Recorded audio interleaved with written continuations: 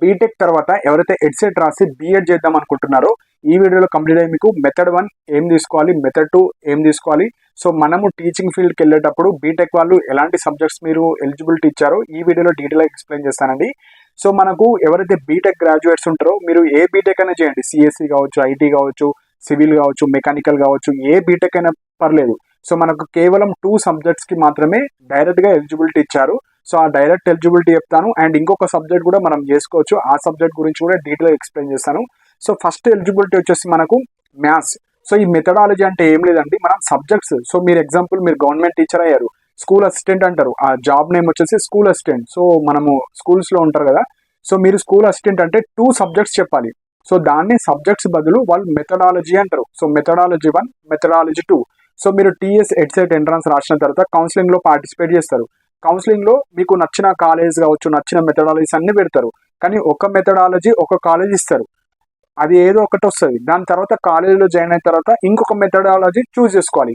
So మీరు ఎప్పుడైతే school assistant government teacher అవుతారో మీరు 2 సబ్జెక్ట్స్ చెప్పాలి. అందుకే మనకు 2 మెథడ్స్ని మనం ఎంచుకుంటాం. బీఎడ్లో 2 ఇయర్స్ కోర్స్లో 2 మెథడ్స్ మనము నేర్చుకోవాలి. ఆ 2 మెథడ్సే మనము గవర్నమెంట్ జాబ్కి ఎలిజిబుల్ అవుతాం. సో ఇప్పుడు అవి ఎలాంటి మెథడాలజీస్ ఇప్పుడు డీటెయిల్గా ఎక్స్ప్లెయిన్ చేస్తాను. సో ఫస్ట్ మెథడ్ వచ్చేసి మనకు మ్యాథ్స్ మెథడాలజీకి ఎలిజిబుల్ అవుతాం. మ్యాథ్స్ మెథడాలజీ అంటే మీరు మ్యాథ్స్ టీచర్ అవ్వచ్చు, ఫస్ట్ పాయింట్. సో పిల్లలకు మీరు మ్యాథ్స్ చెప్పుకోవచ్చు, సో ఇది మెయిన్ పాయింట్. సెకండ్ వచ్చేసి physical science. So physical science అంటే ఇక్కడ ఫిజిక్స్ అండ్ కెమిస్ట్రీ 2 సబ్జెక్ట్స్ మీరు చెప్పాలి పిల్లలకు. సో దాన్ని ఇంకొక మెథడాలజీ అంటారు, దాన్ని కంబైన్డ్గా ఫిజికల్ సైన్స్ అంటారు. సో మనం డైరెక్ట్గా 2 మెథడాలజీస్కి ఎలిజిబుల్, అంటే 2 సబ్జెక్ట్స్ చెప్పడానికి డైరెక్ట్గా ఎలిజిబుల్ ఇచ్చారు బీటెక్ వాళ్ళకు. సో మ్యాథ్స్కి ఎలిజిబుల్, ఫిజికల్ సైన్స్కి ఎలిజిబుల్. ఫిజికల్ సైన్స్ ఇది nothing but physics and chemistry.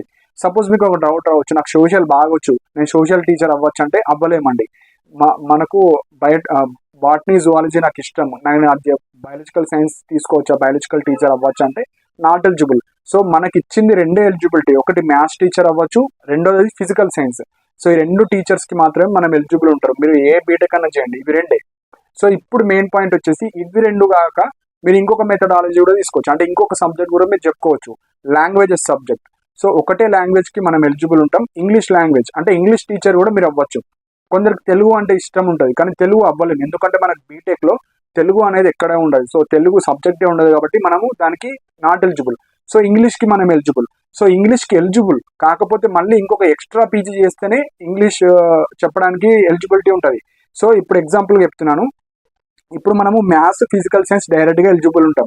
So suppose ఎవరైతే ఇంగ్లీష్ నాకు ఇంట్రెస్టెడ్ ఉంది అనుకుంటే సెకండ్ మెథడాలజీగా ఇంగ్లీష్ తీసుకోవచ్చు. ఎగ్జాంపుల్ ఇప్పుడు మ్యాథ్స్ ఇంగ్లీష్ తీసుకోవచ్చు, లేదంటే ఫిజికల్ సైన్స్ ఇంగ్లీష్ తీసుకోవచ్చు. కానీ మ్యాథ్స్ ఆర్ ఫిజికల్ సైన్స్ పక్కా ఒకటి ఉంటుంది, ఒకటి తీసుకుంటే ఇంగ్లీష్ తీసుకోవచ్చు, లేదంటే నాకు ఇంగ్లీష్ అవసరం లేదు, maths physical science. So first combinations చెప్తాను. సో మనము బీటెక్ చేసిన వాళ్ళు మ్యాథ్స్, ఫిజికల్ సైన్స్ ఇవి 2 తీసుకోవచ్చు, ఫస్ట్ కాంబినేషన్. సో కౌన్సిలింగ్లో మ్యాథ్స్ వచ్చింది, కాలేజీలో వెళ్ళిన తర్వాత ఫిజికల్ సైన్స్ తీసుకోవచ్చు, లేదు కౌన్సిలింగ్లో ఫిజికల్ సైన్స్ వచ్చింది, కాలేజీలో వెళ్ళిన తర్వాత మ్యాథ్స్ తీసుకోవచ్చు. నాకు ఫిజికల్ సైన్స్ ఇంట్రెస్ట్ లేదు, మ్యాథ్స్ ఇంగ్లీష్ తీసుకోవచ్చు. నాకు మ్యాథ్స్ ఇంట్రెస్ట్ లేదు, ఫిజికల్ సైన్స్ ఇంగ్లీష్ తీసుకోవచ్చు. సో ఇలా కాంబినేషన్స్ ఉంటాయి. సో మనం 3 సబ్జెక్ట్స్ ఇంట్రెస్ట్ ఉంది కాబట్టి సబ్జెక్ట్ 1, సబ్జెక్ట్ 2 ఆర్ 1, 2 తీసుకోవచ్చు, లేదంటే 2, 3 తీసుకోవచ్చు, లేదంటే 1, 3 తీసుకోవచ్చు. మీకు నచ్చినవి అన్నీ తీసుకోవచ్చు. కాకపోతే మ్యాథ్స్, ఫిజికల్ సైన్స్లో ఒకటి ప్లస్ ఇంగ్లీష్ తీసుకోవచ్చు. సపోజ్ ఒక క్యాండిడేట్ ఇంగ్లీష్ అంటే ఇంట్రెస్ట్ ఉంది, నాకు బీటెక్ బాగుంది, నేను ఇంగ్లీష్ టీచర్ అవ్వాలనుకుంటున్నాను అనుకుంటే ఇంగ్లీష్ అనేది తీసుకోవచ్చు. బీఎడ్ సెకండ్ మెథడ్గా కాలేజీలో జాయిన్ అయిన తర్వాత మీరు జాయిన్ అవుతారు, తీసుకుంటారు, కానీ దాని మీద పీజీ చేయాలి, మళ్ళీ ఎంఏ ఇంగ్లీష్ చేయాలి. సో ఎంఏ ఇంగ్లీష్ మీరు ఓపెన్లో చేసుకున్నా పర్లేదు, రెగ్యులర్ మోడ్లో కూడా చేసుకోవచ్చు. సపోజ్ నాకు ఇంగ్లీషే ఇంట్రెస్ట్ ఉంటే doctor BR Ambedkar open university కావచ్చు, ప్రొఫెసర్ జి రామరెడ్డి డిస్టెన్స్ కావచ్చు, ఇగ్నో యూనివర్సిటీ కావచ్చు, ఇలా ఎంఏ ఇంగ్లీష్ చేసుకోవచ్చు. సపోజ్ ఎలా తీసుకోవచ్చు, మ్యాథ్స్ ఇంగ్లీష్ తీసుకోవచ్చు, లేదంటే ఫిజికల్ సైన్స్ ఇంగ్లీష్ తీసుకోవచ్చు, లేదంటే మ్యాథ్స్ ఫిజికల్ సైన్స్, నాకు ఇంగ్లీష్ అవసరం లేదంటే. సో ఈ 3 ఆప్షన్స్ ఉంటాయి. ఈ 3 ఆప్షన్స్ మీకు నచ్చినవి తీసుకోవచ్చు. ఇంగ్లీష్ చేసే వాళ్ళు మాత్రమే మళ్ళీ ఎంఏ ఇంగ్లీష్ చేస్తేనే స్కూల్ అసిస్టెంట్ ఇంగ్లీష్కి ఎలిజిబుల్ అవుతారు. సపోజ్ ఈ ఇయర్ బీఎడ్ అయిపోయింది, బీఎడ్ అవ్వగానే జాబ్ నోటిఫికేషన్ పడ్డది, మ్యాథ్స్ ఇంగ్లీష్ చేసిన వాళ్ళు ఉంటారు, మీరు డైరెక్ట్గా మ్యాథ్స్ జాబ్స్కి ఎలిజిబుల్, ఇంగ్లీష్ జాబ్కి నాట్ ఎలిజిబుల్. మరి బీఎడ్లో ఇంగ్లీష్ చేశారు, కానీ మనకు పీజీ కూడా ఉండాలి, పీజీ ఉంటేనే ఎలిజిబుల్ అవుతారు. సో ఇవి ఇంపార్టెంట్ పాయింట్స్ అండి. సో వెబ్ కౌన్సిలింగ్లో వచ్చేసి మీకు కేవలం మ్యాథ్స్ కాలేజెస్ పెట్టుకోవాలి, ఫిజికల్ సైన్స్ కాలేజెస్ పెట్టుకోవాలి. సపోజ్ మీకు మ్యాథ్స్లో వచ్చింది, మ్యాథ్స్ ఒకటి మెథడ్ 1. సెకండ్ వచ్చేసి మీరు తీసుకుంటే ఫిజికల్ సైన్స్ తీసుకోవాలి, లేదంటే ఇంగ్లీష్ తీసుకోవాలి. సపోజ్ కౌన్సిలింగ్లో ఫిజికల్ సైన్స్ వచ్చింది, ఫిజికల్ సైన్స్ వచ్చిన వాళ్ళు ఏం చేయాలి, మ్యాథ్స్ అన్న తీసుకోవాలి, ఇంగ్లీష్ అన్న తీసుకోవాలి. సో ఇంగ్లీష్ అనేది ఒక ఆప్షనల్ అంతే, తీసుకుంటే మ్యాథ్స్ ఆర్ ఫిజికల్ సైన్స్, లేదంటే మ్యాథ్స్ ఫిజికల్ సైన్స్, లేదంటే maths English physical science English. So ఈ విధంగా మనకు 3 కాంబినేషన్స్ ఉంటాయి, మీకు నచ్చిన కాంబినేషన్ అయితే తీసుకోవచ్చు. మిగతా టీచర్ అవ్వడానికి అయితే ఎలిజిబిలిటీ ఉండదు. సో మీరు డైరెక్ట్ గవర్నమెంట్ టీచర్ అవ్వాలంటే డిఎడ్ వేసుకోవాలి. సో టీటీసీ కావచ్చు, డిఎడ్, అది ప్రైమరీ లెవెల్లోనే చెప్పుకోవచ్చు 1 to 5th.